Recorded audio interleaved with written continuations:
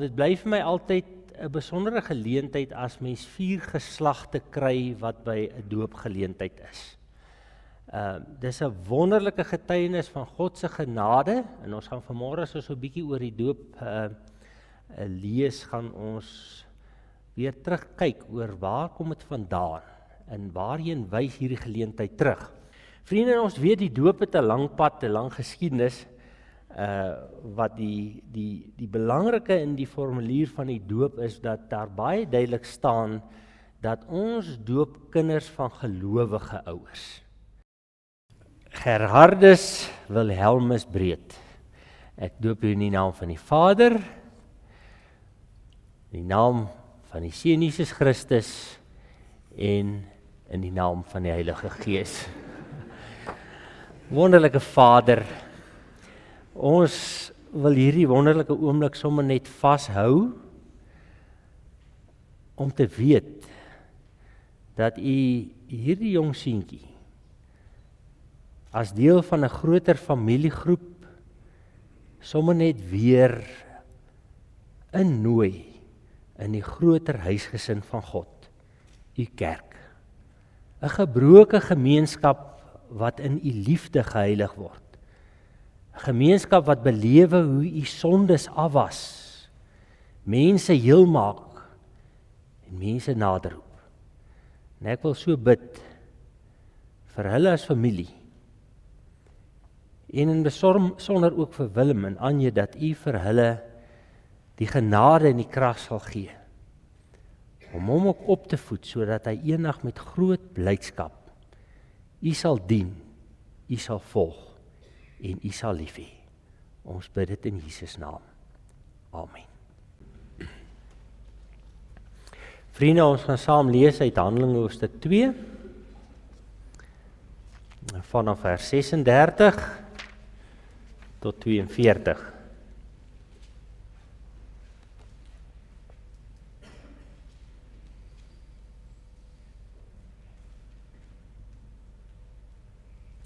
Kom ons bid saam.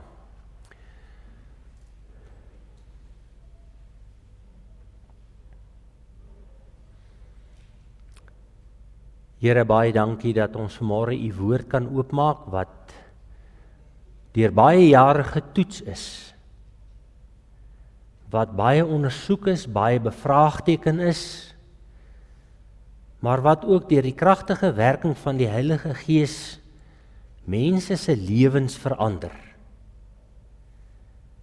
Dankie dat ons ook in vanmôre se voorloop tot die uitstorting van die Heilige Gees kan lees hoe die geskiedenis uitvloei uit die hart van 'n God wat gebroke mense liefhet. Here, ons wil vanmôre vertrou dat hierdie woord van u, wat vir duisende jare mense na u toe getrek het, mense se lewens verander het, ook vanmôre vir ons iets sal beteken. Ons bid dit in Jesus naam. Amen.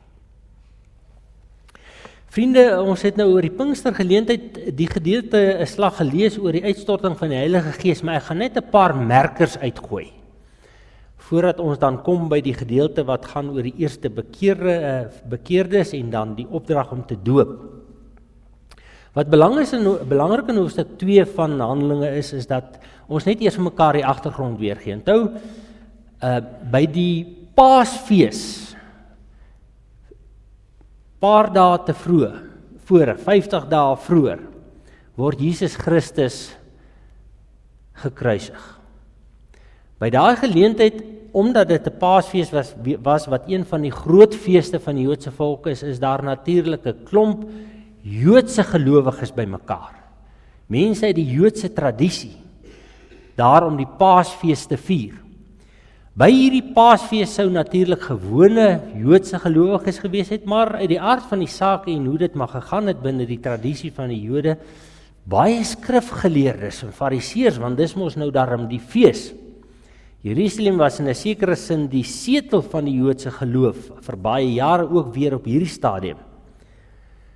En dan by hierdie geleentheid van Pinkster is hulle weer vir 'n fees bymekaar.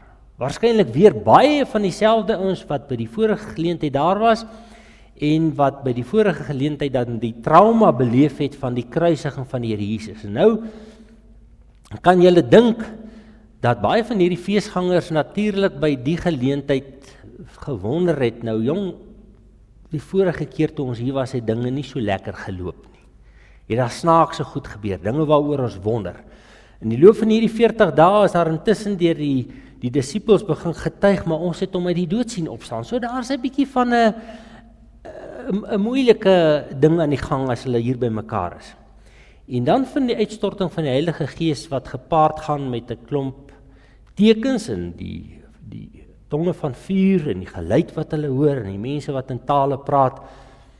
En dan vra die mense op 'n stadium vir hierdie mense die belangrike vraag wat ons in 37 hoor: wat moet ons doen? Daai wat moet ons doen word eintlik beskryf net in die vorige versie.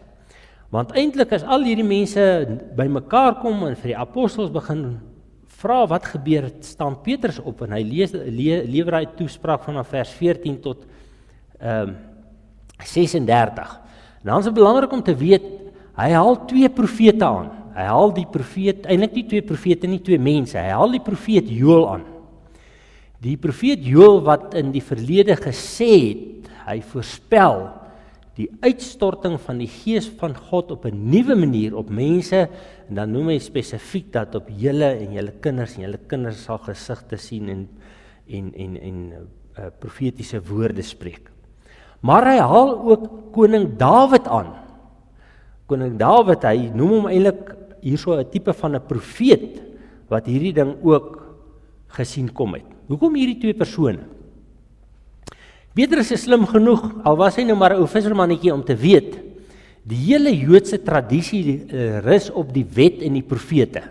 Dis die 2 ankers in die Ou Testament van die Joodse tradisie is die wette, en daarvan is dan in hierdie situasie Dawid die verteenwoordiger, maar die profete is dan ook Joël die voorbeeld daarvan.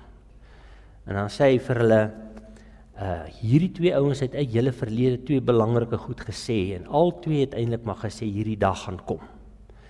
En dan som hy op, en daar begin ons skriflesing vandag. Hy sê, die hele Israel moet nou vas en seker weet, God het hierdie Jesus, wat julle gekruisig het, Here en Christus gemaak. En by die aanhoor hiervan is die mense diep getref en het hulle vir Petrus en die ander apostels gevra, wat moet ons doen, broers? En toe antwoord Petrus, hulle bekeer julle en laat elkeen van julle gedoop word in die naam van Jesus Christus. Dan sal God julle sondes vergewe en sal julle die Heilige Gees as gawe ontvang. Wat God beloof het, is vir julle en vir julle kinders en vir almal wat daar ver is, vir almal wat die Here ons God na hom toe sal roep.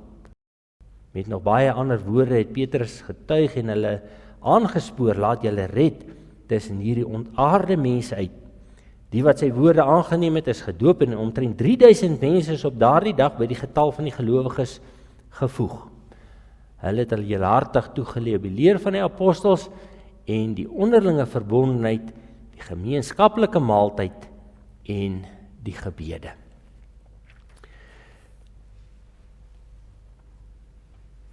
Die toespraak van Petrus kom by die punt wat hy vir hierdie mense sê, al hierdie dinge, die profesie in die verlede, maar ook die gebeure, daai oomblik wanneer die Heilige Gees uitgestort word en hulle hoor die geluid, hulle sien die vuur, hulle hoor mense in tale praat, is tekens en maniere van God wat hy vir die mensdom, ook vir hulle wat daar is, wil sê, julle moet seker weet dat God hierdie Jesus wat gekruisig is, Here en Christus gemaak het. Die katekismes leer vir ons dat die doop is 'n teken en 'n seël. Nou wat hulle daarby bedoel is, mense nou sommer net dit vinnig wil saamvat. 'n Teken is mos nou iets wat na iets toe verwys. Ons praat van 'n padteken. Nou 'n padteken kan vir jou sê, daar's 'n stopstraat voor. Jy moet nou begin versigtig wees. 'n Padteken kan vir jou sê, hoor jy, dis nog 70 km, dan is jy in Johannesburg. 'n Padteken kan vir jou sê, ry stadig, hier's 'n skerp draai. Die padteken is nie die ding self nie. Hy vertel 'n storie van iets wat voor lê of wat ergens vir jou wag. As ons sê die doop is 'n teken, dan gaan dit oor die water. In die Joodse tradisie, en toe ons so 'n paar jaar gelede ek en Liesel daar in Jerusalem besoek afgelê het, en ek weet daar van julle wat ook al daar was, dan is een van die goeters wat nog steeds daar is, maar wat hulle ook daar opgegrawe het, wat uit 'n ouer tradisie kom, is die reinigingsbaddens. Dis letterlik so 'n vertrekkie wat daar gebou was met 'n tipe, kyk die boere wat nou bietjie weet van 'n beesdip, dis amper so iets, so 'n trappies wat afgaan hier in 'n baadjie, en daar kan die ouens nou gesplas het en dan stap hulle weer uit. Nou hulle is spesifiek so gebou, want dit gaan nou oor reiniging, dat jy gaan by die een kant af met die trappies en reinig, en gaan jy by die ander kant op uit, want nou moet jy nie weer aan hierdie ouens raak wat onrein is nie. Die reinigingskultus, baie sterk. Water is die simbool van reiniging. Vandag nog, kinders, as pa en ma vir jou sê, gaan was jou hande, dan doen ons dit met water. Ons sit partykeer nou so 'n bietjie seep by. Maar ek kan my hande met water alleen was, maar met seep alleen nie, né? Hoe kry ek hy seep weer af? Water is die simbool van reiniging. En daarom by die doop, wanneer ons, en die mannetjie is nou al bietjie slim genoeg om te geweet het, hoor hier's nou iets op my voorkort om aan die gang wat vreemd is. Ek weet nou van 'n badsplas. Hy splas seker al lekker, né? Ja. Julle vertrek nat. Ouma se badkamer vloer heeltemal. Maar hy verstaan iets van met water besig wees. Ons weet water doen reiniging. En wanneer ons hierdie handeling doen, al is dit die ou bietjie water op die voorkop, dan wil dit in hierdie sakrament sê, ek as die almagtige God verbind my tot reiniging van mense. En daarom is dit nie net hy vanmôre wat iets moes beleef van die doop nie, maar ek en u elkeen moes vanmôre weer besef, weet jy wat? Die Here staan net so voor jou en my, om weer vanmôre vir jou en vir my te sê, ek reik uit, ook na jou. Ook na die dinge in jou lewe wat jy voel, jy nog moet aanwerk. Daai ding wat jy vir die hoeveelste keer al gesê het, ek gaan dit nooit weer doen nie, maar weer gedoen het. Dis die dinge waar die Here sê, ek was dit af.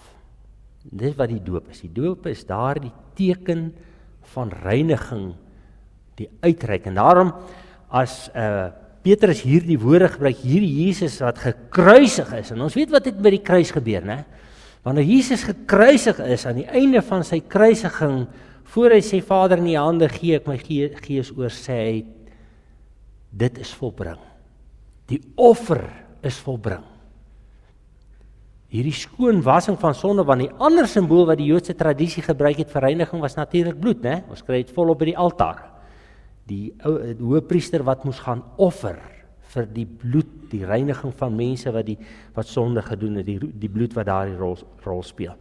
En daarom, as Petrus hierso uitroep, dat Jesus wat gekruisig is, dan sê hy, maar saam met al hierdie dinge, die profesie van Joël en van Dawid en al die ouens in die Nuwe Testament, al die simbole in die Ou Testament, maar ook dan hierdie geleentheid, wys heen na Jesus Christus as die een wat deur God gekies is om die finale offer te bring. Daarom kan ons bandjies om ons hande dra wat doen wat Jesus sou doen, leef soos wat Jesus vra, noem dit op. Maar daar is sekere dinge wat ek en jy nie kan wees. Ons kan nooit nog 'n verlossertjie word nie. Ons word nooit die Messias nie. Dit is net Jesus, want hy is die finale offer. En dit sê die doop. Die doop sê, Jesus was sonde af. Dis die teken. Die tweede ding wat die doop sê is, dis 'n seël. Nou, ons Ek wonder nog om, miskien kan julle vir my 'n bietjie help hiermee. Daar kan dalk sekere betekenis wees, maar ons weet tog mos 'n seël. As ons nou dink uit die ou tyd van toe ons nog seëls geplak het. As daar 'n seël by my aankom, 'n brief met 'n seël op, dan weet ek hy het 'n bepaalde paadjie gekom, hy het tot daar gekom. Maar in die Ou Testamentiese en daai tydse verband is die dokumente wat aangestuur is, veral as die belangrike dokumente is, het die koning het 'n seelring gedra wat hy dan op daardie dokument gesit het om te sê dit is eg. Dit kom van my af. Wat doen ons deesdae? Ons onderteken mos, né? Ons teken 'n dokument. Ou kom sit 'n dokument voor my neer en jy moet teken. So terwyl die Breed-familie hier by mekaar is, al toe hierdie seuns toe hulle getrou het, dan sit hulle met hulle vroutjies hier op die einde na alles gesê is, né? Hulle het nou klaar vir mekaar ja gesê. Maar dan teken hulle 'n dokument wat ek moet laat ingee by binnelandse sake, wat sê hierdie huwelik is amptelik. Dit is vas. Dis 'n seël. En dis die seël wat die doop wil maak. Die doop kom en sê, hier is twee ouers wat hierdie kindjie aan Jesus gewy het. Dis beseël met die doop. Weer 'n keer. En daarom die doop sê, hierdie kind behoort aan die Here. En daarom het ek vir julle gesê, die kinders van gelowiges tegnies gesproke, word op die ouend kom by 'n punt wat nie sê ons wil u kind word nie, maar ja, ons wil u kind bly. Want hier het God beseël. Jy is my kind. En daarom, wanneer die Satan ons as kinders van God en ons kinders as beseelde kinders van God tot sonde bely, dan steel hy by God, vat hy by God, lol hy by God, breek hy in by God, want hierdie kinders behoort aan hom. Is dit nie 'n wonderlike gedagte nie? Dat God by hierdie geleentheid 'n kind vat, wat ons as ouers van hoop maar die beste van sal word. Maar hy verbind hom onvoorwaardelik aan hierdie kind. Kom ons gaan terug na die toneel daar in Jerusalem. Hier staan 'n skare mense voor God, voor Petrus. En Petrus doen sy toespraak en dan sê hy op die ouend, hierdie belofte van die Gees wat in julle woon, in Christus wat nuut op hierdie manier om aan ons openbaar het as die opgestaande Here, die koning en Here, hierdie belofte van verlossing en die inwoning van die Heilige Gees is vir julle en vir julle kinders. Nee, daar staan beide. Nou is die woordjie wat daar gebruik word in die Grieks is die woordjie teknon. As jy meervoud vir die woordjie tekna, teknon is kinders, tekna is kind. Dit is baie duidelik, dat God nie daarso dink dis nou maar net iemand wat na my kom nie. Kinders, nageslag, hulle wat uit my voortvloei, is hierdie belofte voor geldig. En dan sien ek, as ek so oor die skare kyk, soos wat julle nou as oupas en oumas en oupa grootjies hier is, sien ek hoe mense glimlag en besef dat die genade van God lyk skielik bekend. Want die Jode van daai tyd kom uit die tradisie van die verbondsgod. Hulle verstaan die verbond van Abraham, Isak, Jakob, al die jare, soos hy geloop het. En as Petrus sê, hierdie belofte is vir julle en julle kinders, dan verstaan hulle dit. Hulle glimlag, daai glimlag van maar, dis bekend. Ek wil eers 'n oomblik hieroor praat. Die tema van vandag is oop uitnodiging. As ons nou vanmôre hier in die kerk sê, hoorie ouens, julle is almal genooi vir sop en broodjies na die tyd. Wie van julle is nie genooi nie?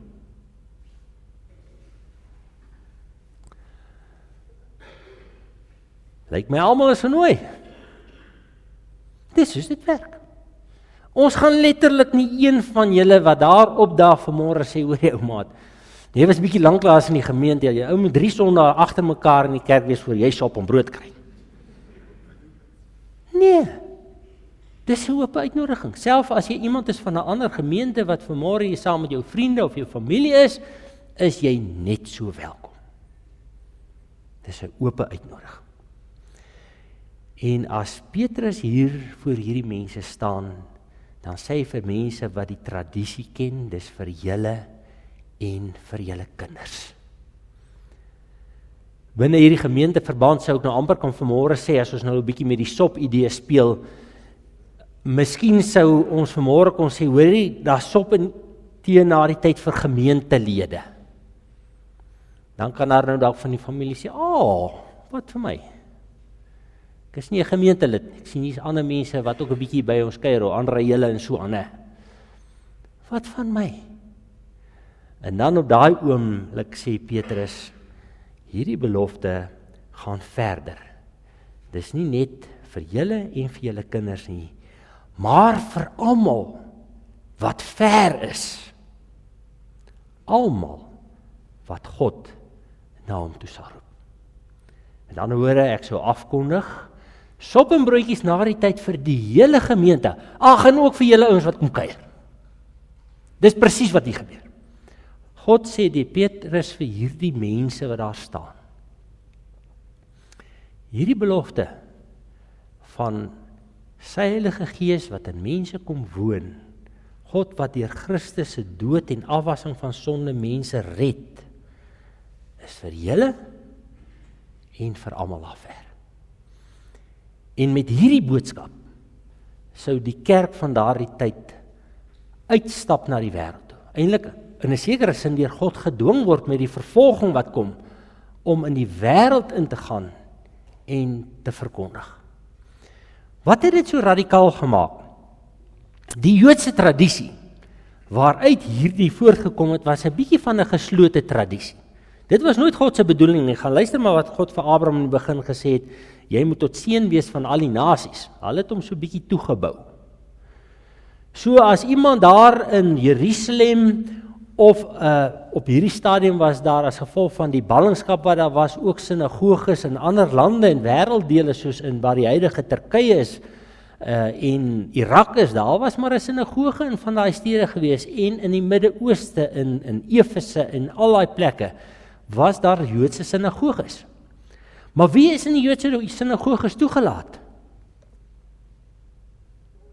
Besnyde Jode. In die tradisie, daar's 'n beperking, daar's 'n lyn getrek. Net julle en julle kinders. En nou kom Petrus en hy maak hierdie ding oop. Julle en julle kinders, maar vir almal wat daar ver is. En hier sit ons 2000 jaar later in Ermelo. En ons het die voorreg om 'n kind hiervoor te doop in die hele tradisie. Vir julle en julle kinders. 4 geslagte. En miskien as die 4de geslag nie meer daar is nie, ek praat van die ouer deel, dan is daar dalk nog weer 'n breekie of 2 wat ergens in die geslagte lê, dan's julle en oupas en oumas. Dan gaan die tradisie voort. Vir julle en julle kinders en hopelik ergens langs die pad gaan hierdie tradisie ook weer mense buite die gemeente bly roep, bly naderwink, sodat hierdie waarheid kan uitkring tot in die wêreld. Doop, teken van die afwassing van sondes, maar ook die egtheid daarvan, bevestig deur die bloed van ons Here Jesus Christus aan die kruis. Dit is volbring. Dis die belofte. Ek kom terug na die koffie en die tee toe, want dis nou 'n belangrike een. Of die sop vanmôre. As ek vanmôre die uitnodiging hier rig, almal is welkom, gemeentelede en almal om saam sop te kom eet na die tyd en broodjies. Dan weet ek nou vanmôre gaan almal nie kom nie.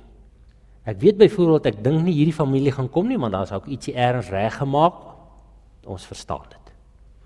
Daar is ook ander ouens wat ander afsprake het. Daar is ook ander ouens wat nie hou van sop en brood. By die uitnodiging om in Jesus Christus te glo werk so. Dit is vir ons en ons kinders en vir almal af ver, en hulle wat dit aanvaar, ontvang dit. Nes met die sop. As jy nie kom nie, kry jy nie. Met die uitnodiging van die evangelie aan mense werk dit net so, en nou praat ek met elkeen van ons wat vanmôre hier sit.